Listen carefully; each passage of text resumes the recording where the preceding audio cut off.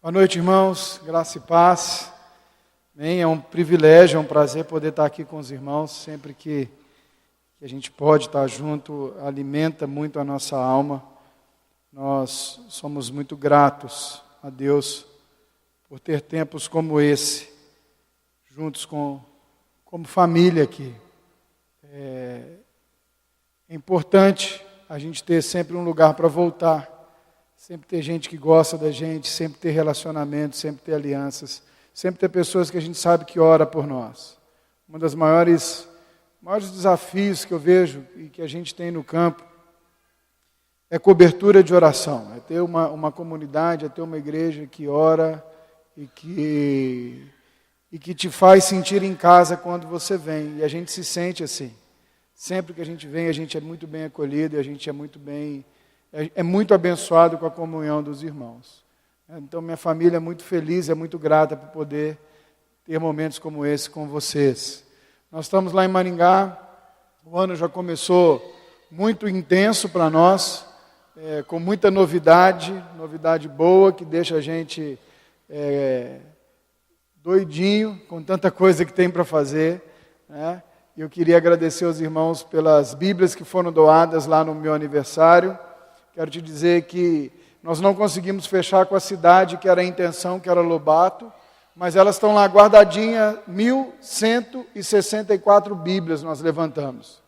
As primeiras 100 vão ser distribuídas daqui a 2 ou 3 semanas, dia 12 de abril. Nós vamos fazer um pedalando por Bíblias.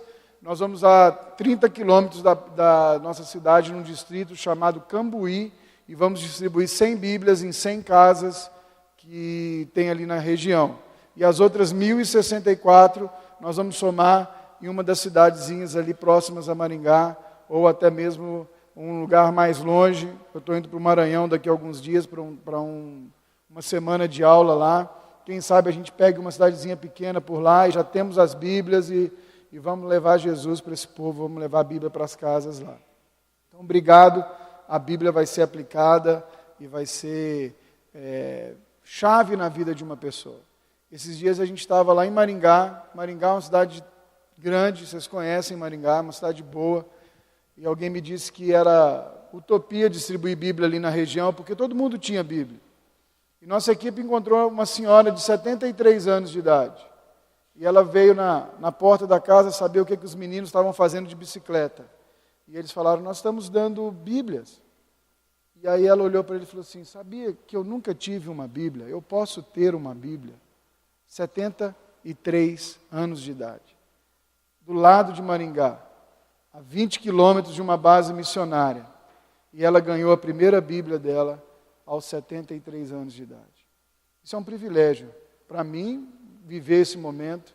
E eu vejo que para quem dá e quem recebe uma Bíblia, é o melhor presente que você pode dar para alguém, porque você nunca sabe que tipo de transformação isso vai causar na vida da pessoa. Amém? Então, obrigado pelo apoio, obrigado pelas orações, obrigado por ser parceiro da gente nesse tempo, todos esses anos, e nós somos muito felizes e gratos com os irmãos. Amém? Eu queria te convidar a abrir a sua Bíblia no Evangelho de Lucas. Eu quero compartilhar com vocês uma meditação que tem me acompanhado há alguns dias. No início do ano, essa palavra veio ao meu coração e eu tenho feito alguns retrospectos e alguns planejamentos. Eu já não sou mais um menino, né, de 23 anos de idade, quando saí de casa para ir para Jocum, quando eu saí de casa para ir para a missão, quando eu tinha uma ideia do que Deus queria de mim e muita força para fazer. Hoje eu tenho uma família, hoje eu tenho filhos, hoje eu tenho toda uma situação, estou chegando aos meus... Eu saí com 23, tem 16 que estou fora, estou chegando aos meus 30 e 10 fora, né, de idade, então já estou chegando aos 40, e aí você começa a repensar algumas coisas. Uma das coisas que eu fiquei pensando no início do ano é o seguinte, eu estou com 40, alguns dizem que a meia-idade é aos 50, mas não tem muita gente de 100 que eu conheça. Tem alguma coisa errada nesse cálculo aí. né? Então eu comecei a pensar nisso. Quem sabe eu tenha mais 30 anos de muito vigor para mim continuar fazendo o que eu estou fazendo. O que eu quero fazer nesses próximos 30 anos? Apesar de que eu fiz um trato com Deus. Eu falei com Ele que eu quero morrer aos 120, tá bom, não tem problema. Ele pode me deixar até os 120 por aqui. Né? Só que esses tratos só a gente faz. Ele não respondeu nada até agora. Né? Um amigo meu, inclusive, nesse dia que eu estava falando isso, ele perguntou assim, o que você gostaria de ouvir no seu velório? Qual o que você gostaria que as pessoas falassem de você no seu velório? Aí ele falou uma fala bonita lá. Eu falei, rapaz, sabe a única coisa que eu quero ouvir no meu velório? É assim, olha lá, gente, ele está se mexendo. Olha lá, ele voltou a respirar. É isso que eu queria ouvir. Então, eu estava fazendo essa retrospectiva. E eu estava repensando muito da minha vida. Muito do meu chamado. Muito do meu propósito. Muito do porquê eu faço o que eu faço. Muito do porquê, do para que eu vivo. Muito do que eu quero alcançar ainda nesse tempo. Muito do meu relacionamento com Deus. E eu tenho na minha história algumas sensações de que, de tempos em tempos, é como se Deus pegasse uma cadeira, duas cadeiras, colocasse uma de frente para a outra, me sentasse numa delas e falasse, aí, irmão, vamos conversar um pouquinho, vem cá. Vamos rever algumas coisas aqui, vamos alinhar a rota. E eu me deparei com esse capítulo 15 de Lucas. O capítulo 15 de Lucas, ele é fantástico. Ele é muito legal. O livro de Lucas é muito legal. Se você ainda não teve o prazer, a oportunidade de ler todo um evangelho, comece pelo de Lucas.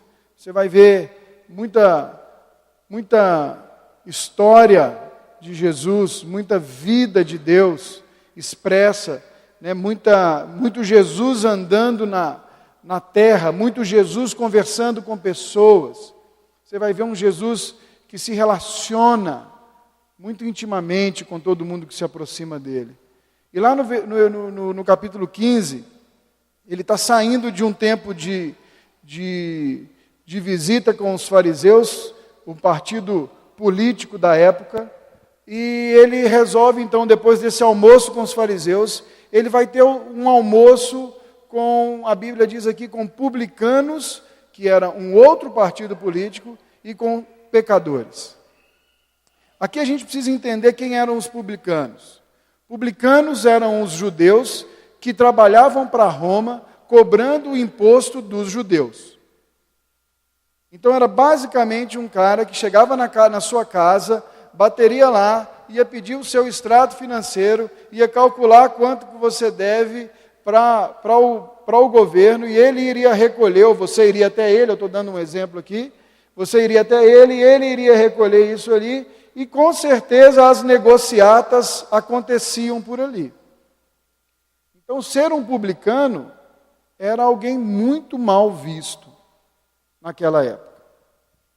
Era alguém que não tinha um ibope tão bom no meio da sociedade. E era com esse público que Jesus começa a se relacionar.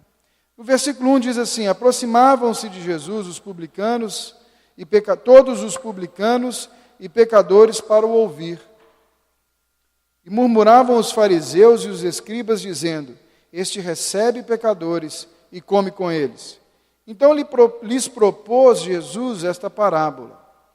Qual dentre vós é o homem que, possuindo 100 ovelhas, e perdendo uma delas, não deixa no deserto as 99 e vai em busca da que se perdeu até encontrá-la? Achando-a, põe-na sobre os ombros cheios de júbilo e indo para casa reúne os amigos vizinhos dizendo-lhe, alegrai-vos comigo, porque já achei minha ovelha perdida.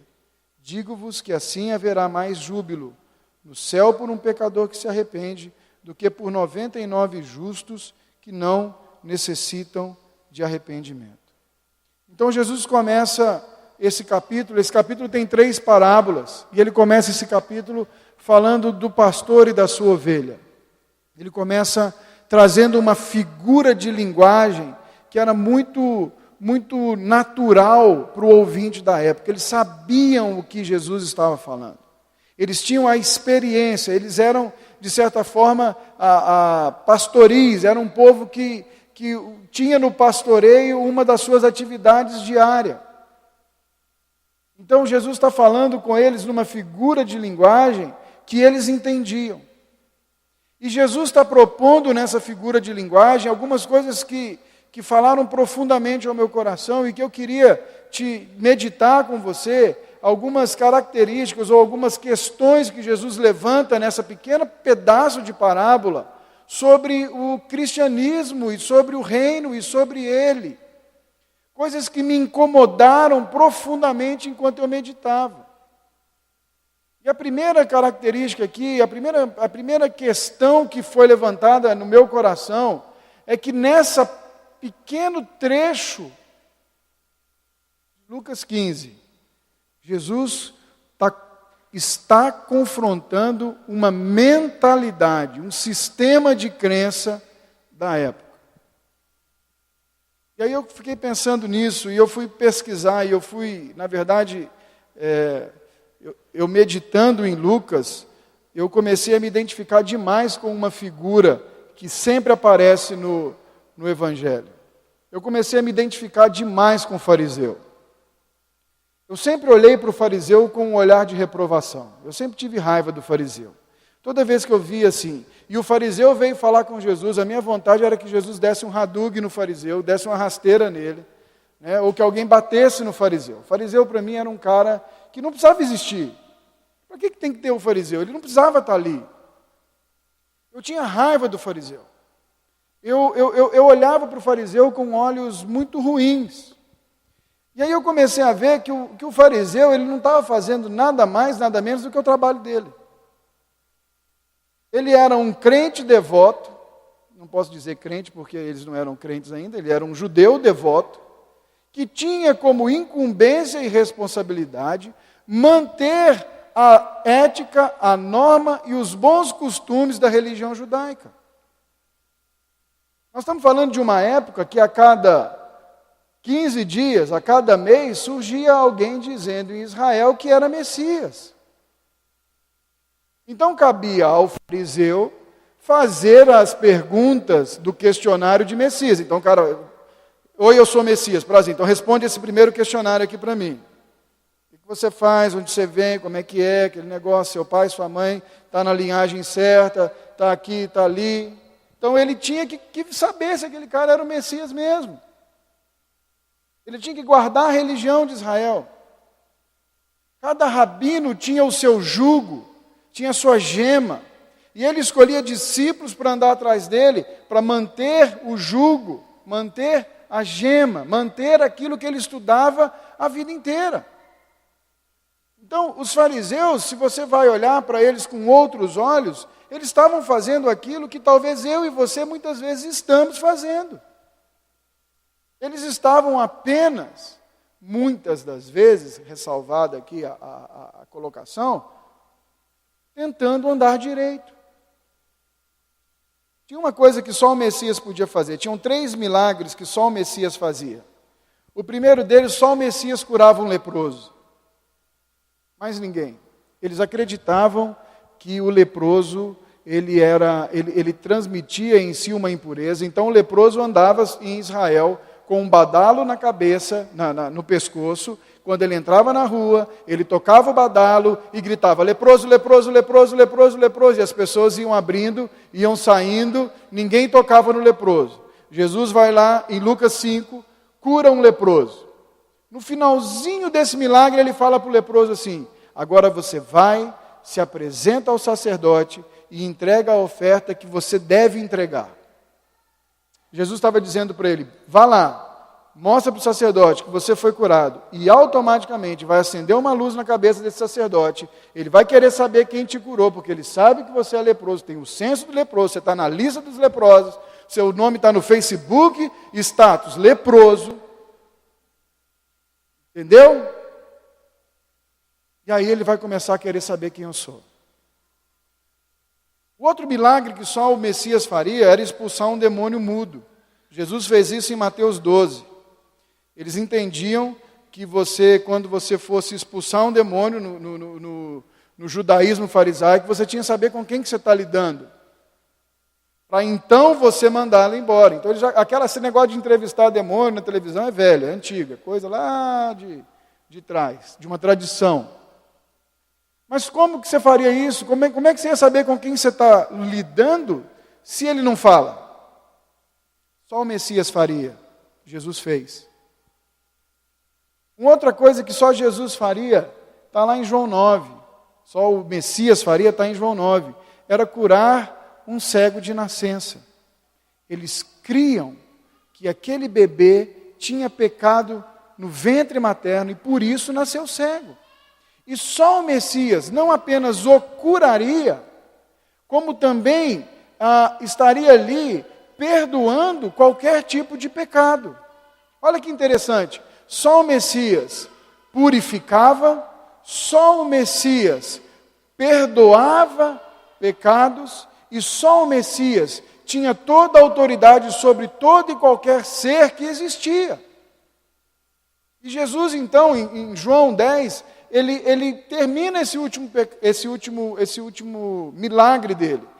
E os fariseus, então, decidem não crer nele e dizer que ele não era o Messias. Tanto que se você ler em João, você vai ver muito interessante isso aí. Qual que é o grande problema do fariseu aqui? E qual que é o meu grande problema? Eu me torno como ele quando eu deixo de perceber a essência de Jesus e me fixo na forma das coisas.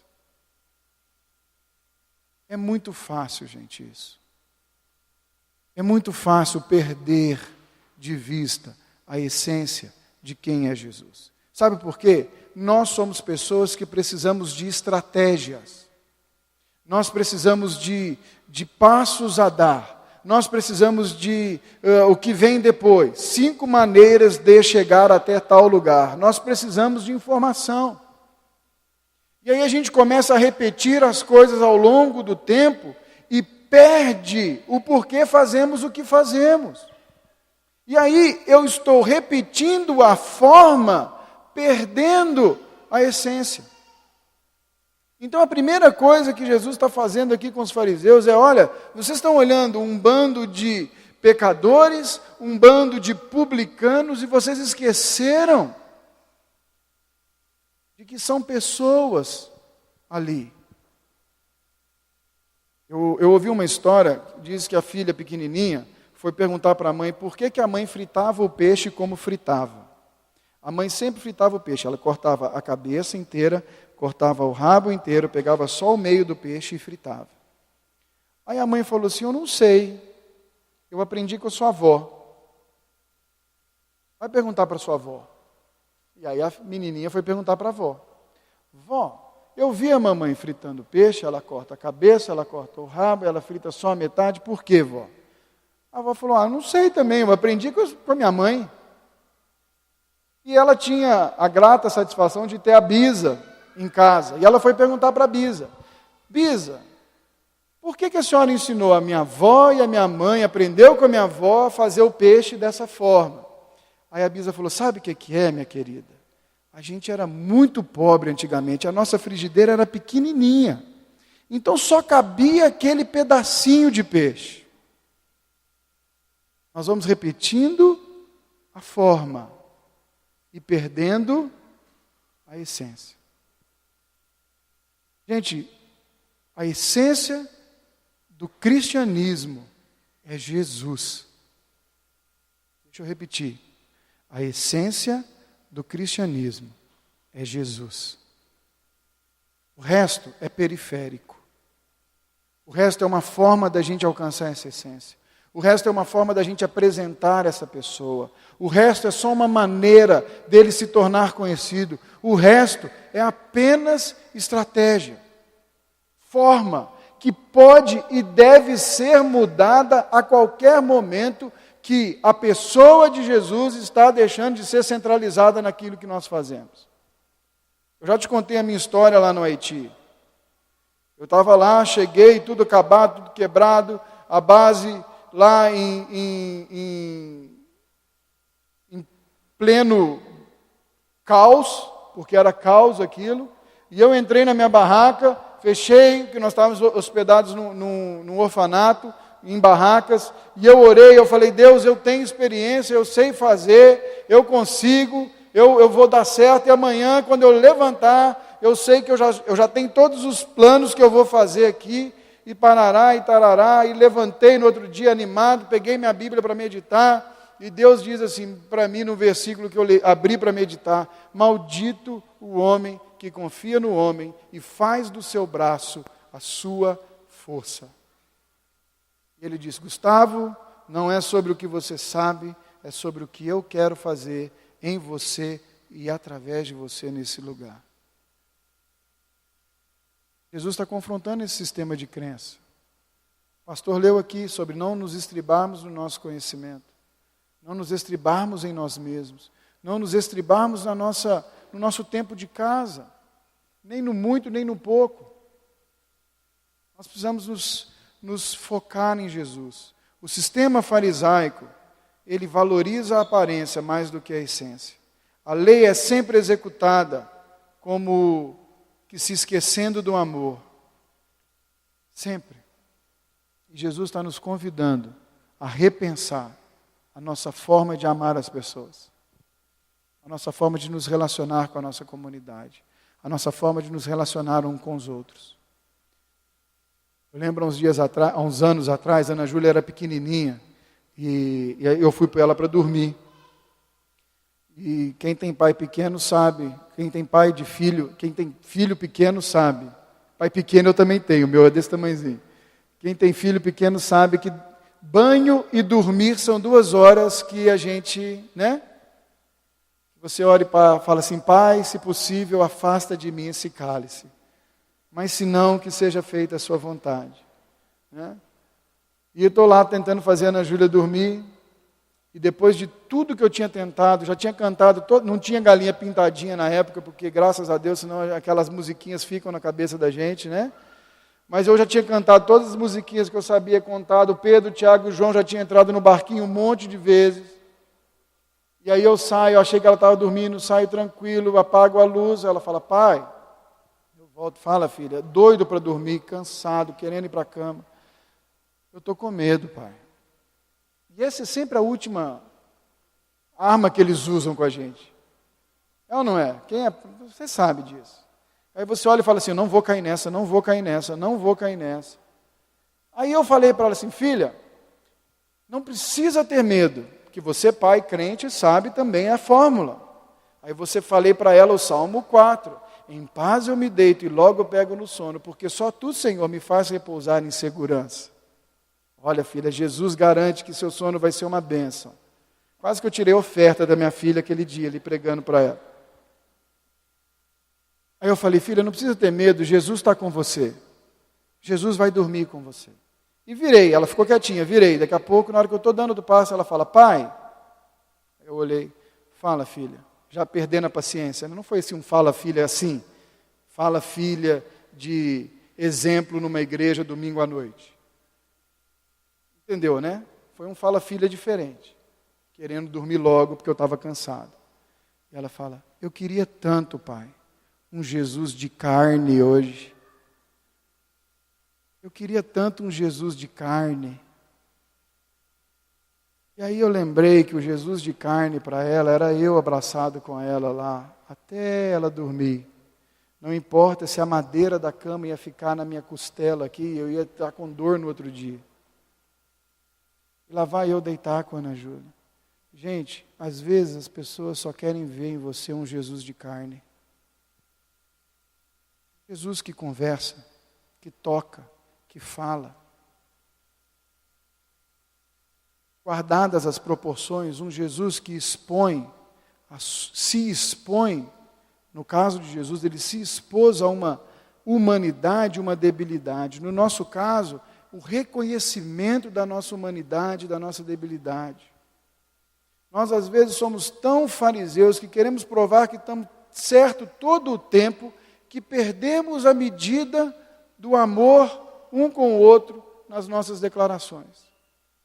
Quantos casamentos acabam porque um dos dois queria estar certo? Quantos filhos se distanciam dos pais porque um dos dois queria estar certo.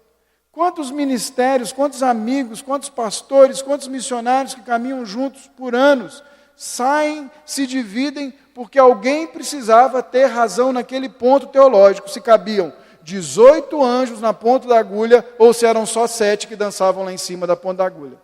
Mudou sua vida saber disso. É ou não é? Você vai chegar no céu e falar, Pedro, 7 anjos dançavam na ponta da agulha. Não altera nada isso. Mas o fariseu, ele queria ter razão. Ele perdeu a medida do amor, da aplicação da lei. Então Jesus começou a me falar que eu preciso tomar cuidado para não perder de vista a essência. Não perder de vista quem Ele é, para ser um Jesus de carne na vida das pessoas. Para tocar pessoas, para andar com elas. Para dentro de toda a minha humanidade e falha e problema, caminhar para apontar Jesus para quem quer que caminhe comigo. A primeira questão que eu quero levantar aqui é que Deus está nos convidando para rever a nossa forma de pensar. Talvez você esteja caminhando dentro do rebanho, mas com uma mentalidade do mundo, mundana. Ser mundano não tem a ver com pecado, tem a ver com que cosmovisão te dirige. É uma cosmovisão bíblica, pautada na palavra, ou é uma cosmovisão pautada no que estão dizendo por aí? Na filosofia de que a voz do povo é a voz de Deus. É para pensar. Segunda questão que me mostrou aqui esse texto é que a cruz, é que porque não é porque eu estou no rebanho que eu conheço o pastor das ovelhas. Ao mesmo tempo que eu preciso mudar minha mentalidade, eu preciso entender que não é porque eu estou no rebanho que eu conheço o pastor. E eu tinha um problema de geografia, toda vez que eu lia sobre ovelha e pastor na Bíblia. Eu tinha um problema, eu achava que Israel era na Suíça. Aquelas pastagens verdinhas, muita grama, muito verde, muita coisa, sabe assim? Toda vez que eu pensava assim, que eu lia, o Senhor é meu pastor, me vinha aquela cena de uma planície verdejante, água abundante. E quando você vai olhar a geografia, você vê que não é bem assim, não tem tanta grama assim lá em Israel. Quem já esteve por lá sabe disso. Você precisava realmente do pastor conduzi-lo até esses lugares. Ele sabia onde era o melhor lugar. Ele sabia como conduzir e como colocar. Posso estar perto demais do pastor. É isso aqui que ficou muito forte para mim. Sem, no entanto, conhecê-lo. Por que essa ovelha se perde? Eu fiquei pensando nisso. Porque o rebanho era grande demais? Será que ela ficou andando, olhando para o rabinho da ovelhinha que estava na frente, julgando os passos da ovelhinha que estava na frente? Aquela ovelha anda meia torta, e daí a pouco o pastor chamou todo mundo, e ela estava tão preocupada com os pensamentos dela, que ela não ouviu a voz, e da hora que ela viu, ela não estava mais em lugar nenhum. Ela estava perdida. Ela estava a sua própria sorte. Não é porque eu estou no rebanho que eu conheço o pastor. É claro que a parábola aqui vai nos mostrar o coração do pastor. O pastor está sempre pronto, sempre atento, ele sempre faz de tudo para alcançar a sua ovelha. A gente vê a figura do bom pastor. João fala sobre o bom pastor, ele relata Jesus dizendo, eu sou o bom pastor. As ovelhas ouvem minha voz e caminham comigo. Ser pastoreado por Jesus, da mesma forma que eu mudo a minha forma de pensar, ser pastoreado por Jesus é sobre relacionamento com Jesus. Simples assim, mas complicado ao mesmo tempo. Porque relacionamento é uma coisa que se constrói. E nesse relacionamento com Jesus, eu e você podemos identificar que da parte dele, ele cumpre todas as etapas para nos alcançar. A questão é da nossa parte, onde a gente está. A gente está lá atrás na estrutura, na estratégia, na forma, ou nós estamos buscando a essência? Gente, nós estamos vivendo um mundo, presta atenção e olha para mim, complicadíssimo hoje em dia. Hoje em dia você tem um celular no bolso que vibra a cada vez que alguém te manda um vídeo, uma mensagem, fala com você. Hoje nós estamos tendo cada vez mais acesso à informação e menos tempo para gerir toda a informação que vem para nós. Hoje, parar e contemplar tem sido um desafio para muitos de nós. Eu não sei se você já fez esse exercício, mas faça. Separe um dia da semana, onde você vai desligar o seu telefone, vai desligar seu computador, vai desligar a televisão, vai fazer 1 hora do seu dia, vai achar um lugar na cidade, e você vai ver o pôr do sol e vai tentar contemplar a Jesus, o caráter de Deus, naquele momento. É difícil demais hoje. Nós estamos viciados em informação. Nós estamos viciados, nós achamos que se realmente a gente não atender aquela ligação agora, o mundo vai acabar. O Obama vai apertar aquele botão e vai soltar bomba atômica para todo lado. Nós estamos realmente acreditando nisso. E a gente começa então a ter um relacionamento com Deus, não de desfrutar relacionamento, mas um relacionamento com Deus de utilitarismo. Eu preciso dele, então eu vou lá, pego o que eu preciso e vou embora. E o pastor nos traz a figura de alguém que quer se relacionar intimamente com a sua ovelha. É um processo didático, de falar várias vezes, até que ela reconheça a voz dele. É um processo didático de caminhar com ele, de puxar às vezes com o cajado, de sentar do lado, de deixar-se conhecer e de saber quem ela era. Eu me lembro quando eu ia no interior, na casa dos meus tios, eles tinham fazenda, e o caseiro ele chegava, e ele olhava, para mim era tudo boi branco com corcova, né, não sei como é que é, com cupinzão. Ele falava, aquele lá é o fulano, aquele lá é o boi tal, aquela lá é a vaca tal, ele sabia quem era. Ele começava a falar, coxo, coxo, coxo, coxo, coxo, as vacas vinham. Só com a voz. Ela entendia tudo de vaca também, né? Era um vacólogo. Mas pensa bem, é mais ou menos isso que nós estamos falando. E o nosso problema é que a gente vai desviando da voz do pastor vagarosamente. Eu lembro uma vez eu estava construindo, quando eu cheguei na Jocum, eu comecei a aprender a construir. Então nós fomos construir um bloco de apartamentos. Hoje ele está lá, tem 8 apartamentos. E aí me ensinaram que você faz o esquadro da casa, coloca a lajota aqui, uma lajota lá, um tijolo lá, passa uma linha e vem assentando, seguindo a linha. A forma mais fácil, for dummies, qualquer um faz aquilo, e você vai lá levantando a parede. E aí estou eu fazendo, só que você lembra, né? Eu era gordo, né? E aí eu tinha aquela barriga maravilhosa, e a minha barriga encostou na linha. Então eu vim aqui fazendo, mas a linha foi para lá, e o outro lá na frente foi seguindo a linha. Então você pode imaginar, se você olha para o prédio assim, ele está assim, ó. Exatamente no formato que a linha fez na minha barriga. Mas o desvio na construção aqui foi de 5 centímetros. Lá na frente, deu quase 1 metro de desvio. Comprometeu toda a obra. Você chega lá, você olha no chão, não é bonitinho esse acabamentinho aqui. Tem ele começa com um azulejo inteiro aqui, lá ele tem um tanto assim de azulejo para dar o mesmo esquadro. Complicou tudo. Mas começou pequenininho. O nosso problema não são as grandes coisas. São as pequenas coisas que a gente não dá importância e que vão minando a gente.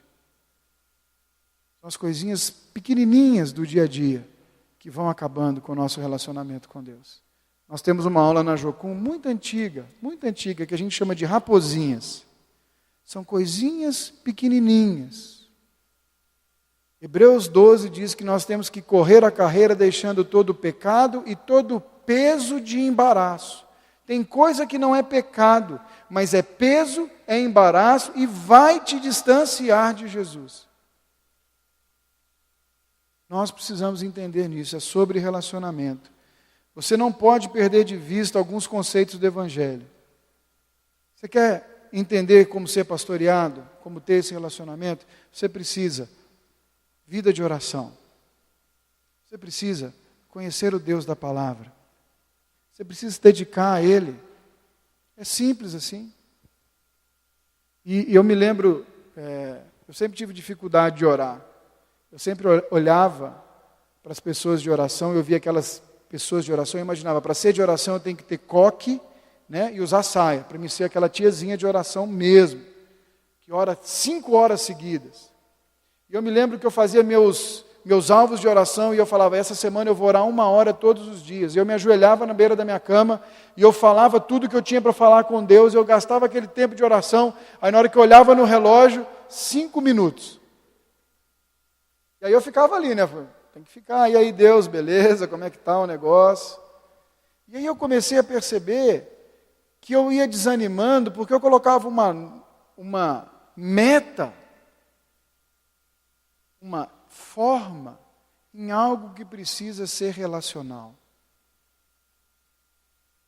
Então, a gente precisa desenvolver vida de oração, tempo com Deus, quietude, solitude, desliga sua televisão, desliga seu celular, desliga seu tablet, fica off por alguns minutos, você está depois do expediente ali em casa, desliga tudo, não assiste BBB, não assiste novela, vai ler um bom livro, vai gastar tempo com a palavra, vai ler a Bíblia, vai conhecer o Deus dos Evangelhos.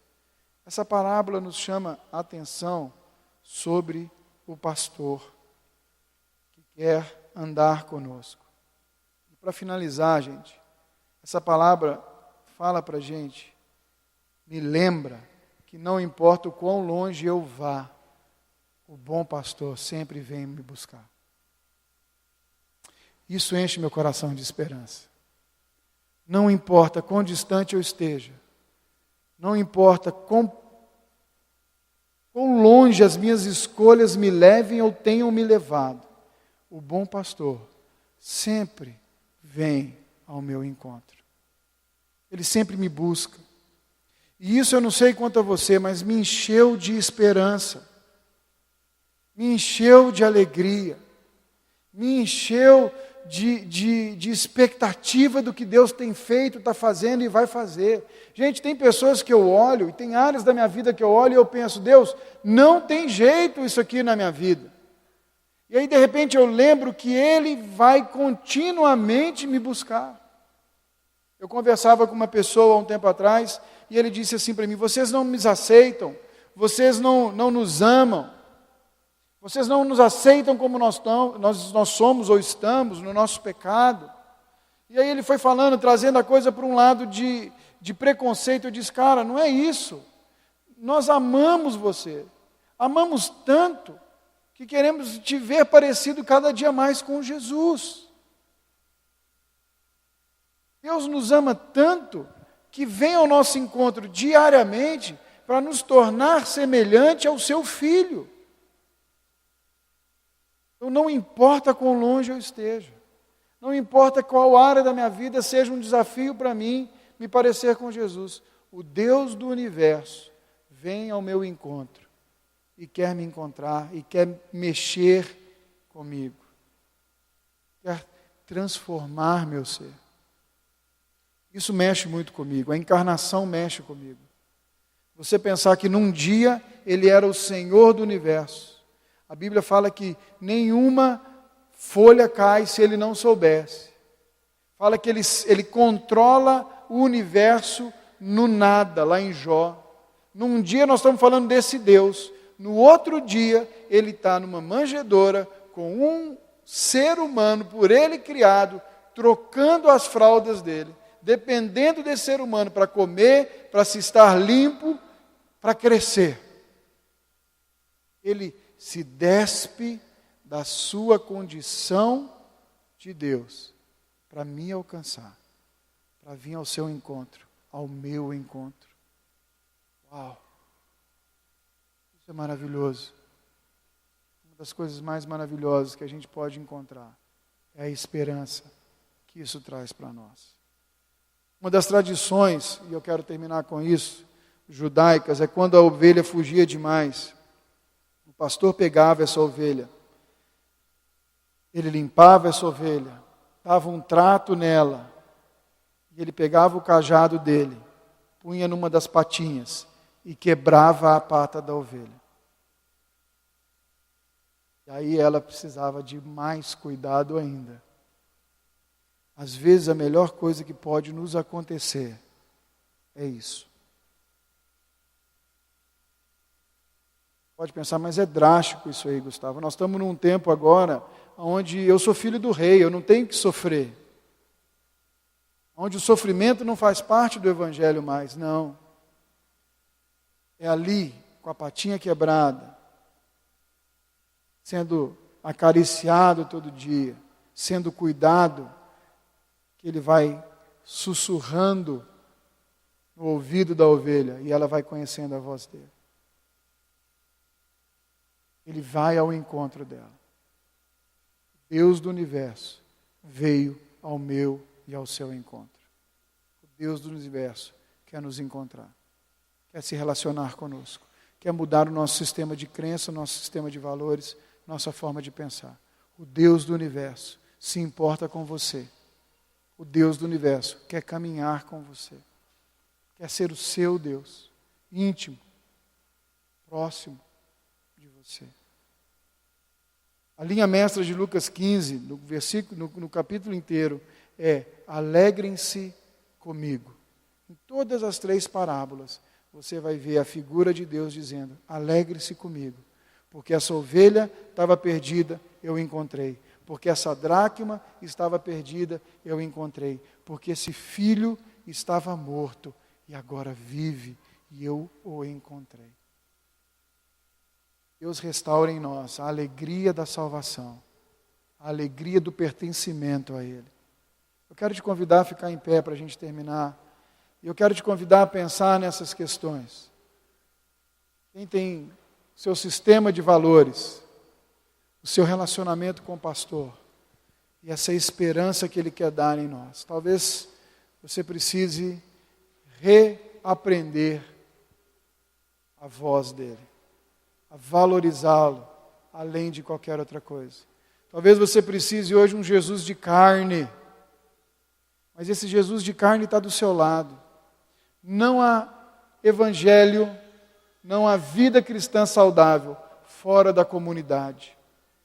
Não há vida cristã saudável fora desse relacionamento que a gente está aqui. Essa ideia que você consegue ficar na internet, online, mentira. Só há vida cristã saudável aqui, aonde um pode ser o Jesus de carne na vida do outro, aonde um pode tocar o outro, aonde um pode dizer para o outro: olha, eu estou tentando chegar lá, eu estou tentando chegar lá.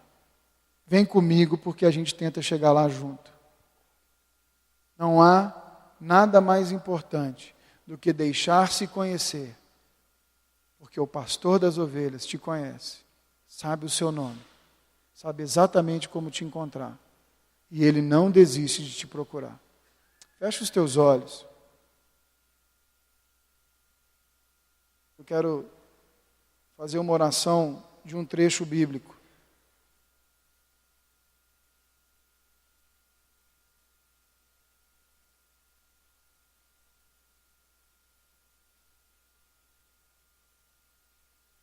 Aquele, porém, que entra pela porta, esse é o pastor da ovelha. Para este o porteiro abre, as ovelhas ouvem a sua voz, ele chama pelo nome as suas próprias ovelhas e a conduz para fora. Obrigado, Jesus, porque o Senhor é o bom pastor.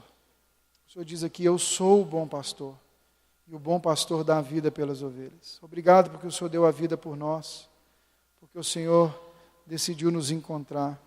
Obrigado porque o Senhor tem nos convidado a renovar a nossa forma de pensar, a renovar o nosso desejo de te conhecer. e a desejar intimamente caminhar contigo, Senhor. Renova a nossa esperança sobre áreas da nossa vida, sobre pessoas com quem caminhamos, sobre nós mesmos, Deus. Nós queremos te conhecer, te ouvir, caminhar contigo e ser esse Jesus de carne, acessível, que se importa com as pessoas, que senta com qualquer um, que come com qualquer um, que fala com qualquer um, e que traz vida para todos que estão ao seu redor. Que o Senhor nos dê graça e nos ajude nessa tarefa, Senhor. Em nome de Jesus. Amém.